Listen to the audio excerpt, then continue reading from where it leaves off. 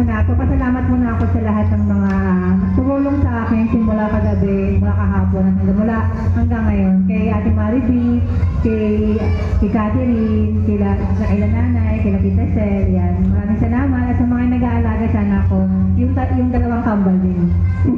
So, yan. Kaya ang dalangin ko lang po sa anak ko na sana lumaki silang may takot, lalo na sa ngayon kasi di ba, iba na kasi yung panahon natin ngayon. Dalangin ko talaga yung lumaki silang may takot sa Diyos at may paggalang sa bawat isa na nakakatanda sa kanila.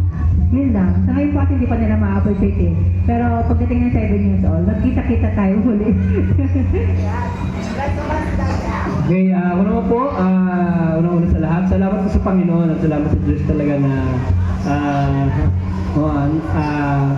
umabot ng isang taon yung anak namin na hindi nakaranas ng malubhang karamdaman. Salamat sa pag-iingat niya at salamat sa mga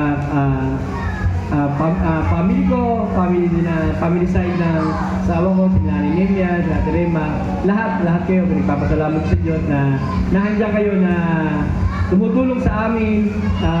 Alam niyo naman, minsan ang hirap pag dalawa alagaan, nandiyan kayo. Pag pumunta kami sa isang ganito, sa lugar na to, pumunta kami rito, kahit saan, open kami.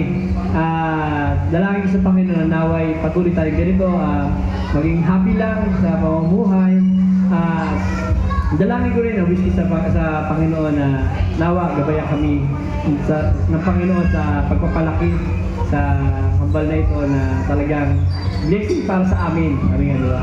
Sabihin nga niya na swerte ang kambal, lahat ng bata swerte dahil sabi nga sa Biblia, ang bata ay regalo mula galing sa Diyos. Amen?